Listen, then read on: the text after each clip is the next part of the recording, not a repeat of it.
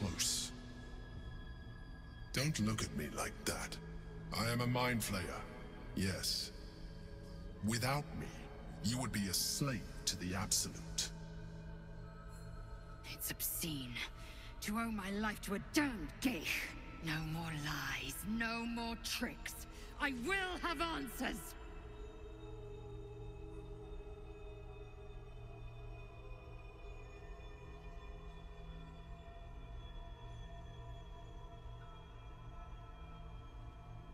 I suppose it was considerate of you not to bring it up before, and I ask that you do not judge me for it now. It's like I said before, I'm just like you. An adventurer, I came from Baldur's Gate, though I was never one to be constrained by circumstance. I longed for more. That longing brought me to Moonrise Towers, on a search for treasure, to a colony of mind flayers who caught me, changed me into what I am now.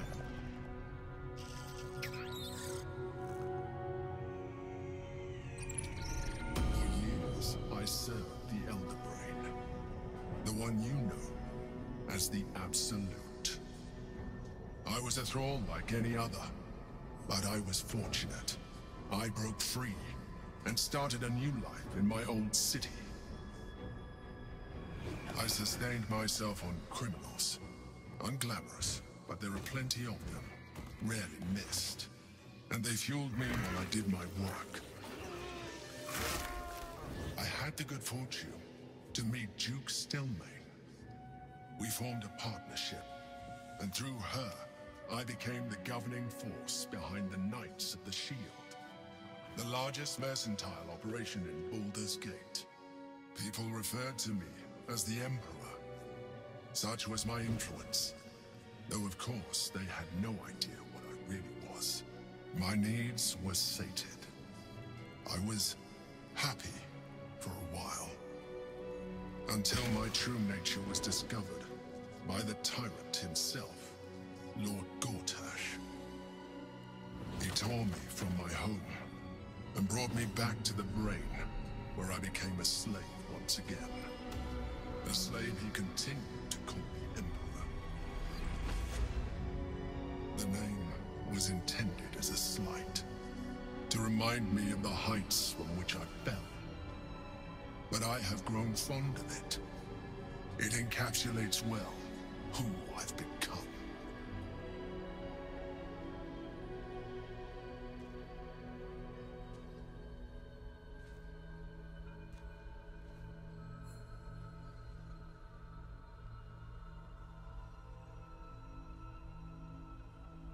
Gortash sent me on a mission to retrieve the Astral Prism.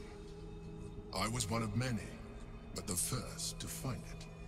How Gortash or the other Chosen learned of its existence, I do not know. The moment I found it, I felt a change. My free will returning. I followed the feeling inside, and found the Githyanki. I realized what the prism was for. Containment. While my body was within the prism's bounds, my mind was free. I could resist the Elder Brain, the Chosen. Better yet, I could plan to overthrow them. All I needed to do was subdue the Githyanki, and find allies in the outer world. You.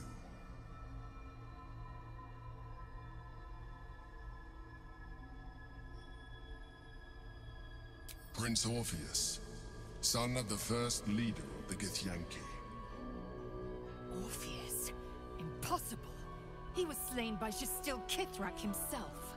Quite possible, I assure you. His power has been the source of your continued protection against the voice of the Absolute.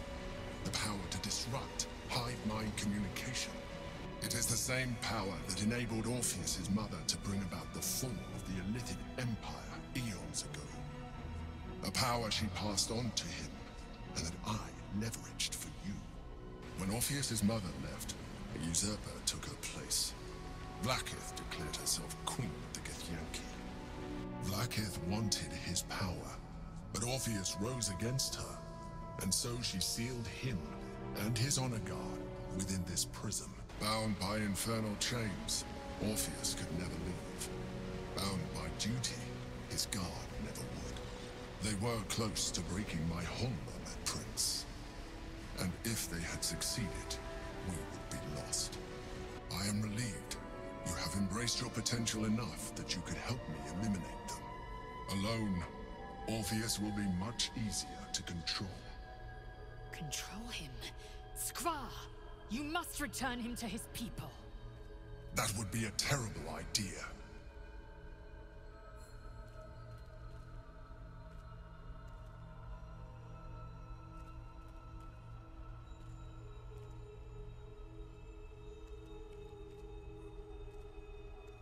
The moment he is free, he will attack you. Your only defense would be to kill him, and in so doing, he would doom us both. Even though he is subdued, you feel Orpheus's revulsion, a pulsing hatred that cannot be contained. The Emperor is telling the truth. To him, you are just another wretched illithid. You carry a tadpole. As far as Orpheus is concerned, you are already a illithid, a sworn enemy, just like me.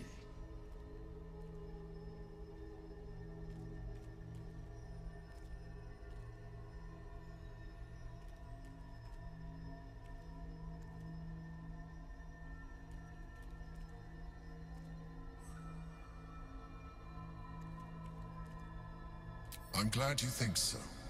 I agree. But there is one thing that you have that I do not. My original body was destroyed when I transformed.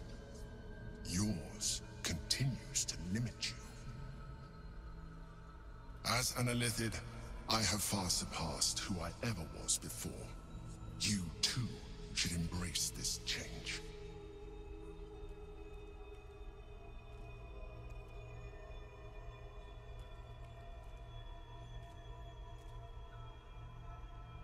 I believe we'll have a better chance of defeating the Elder Brain if you embrace your latent illithid potential. I've been studying you for a while now. I believe I can trigger the next stage of your tadpole's life cycle, while continuing to preserve your independence. You have seen what I can do. Imagine yourself with the same strength, the same intelligence, the same devastating beauty. If you let me, I can evolve you.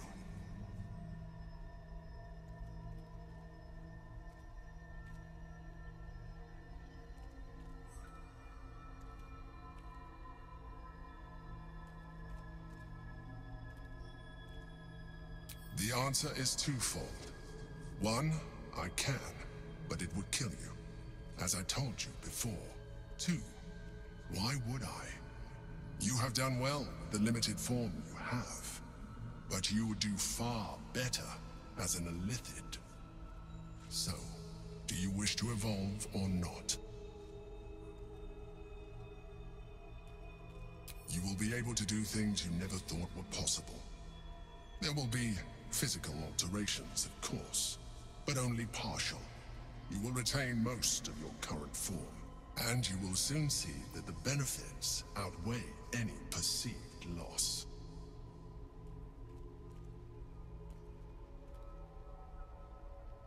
Skvar! Whatever this gig offers is no gift to you. You continue to surprise me. Your mind is truly something special.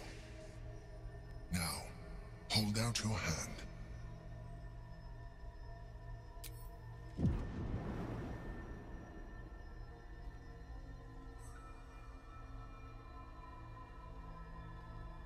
It wants to evolve, but it cannot do so alone. It must commune with another.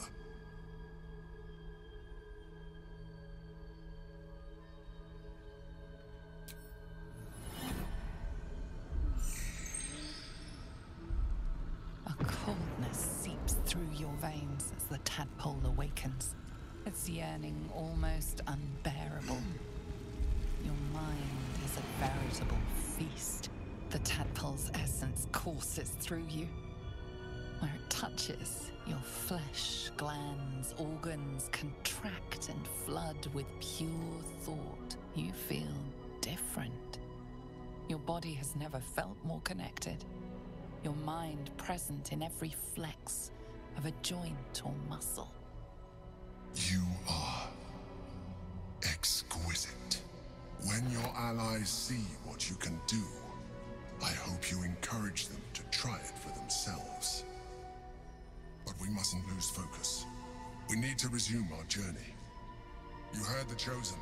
The brain has gone to the city, and the army marches to follow. We must not let them reach it. We must find the brain, and bring it under our control.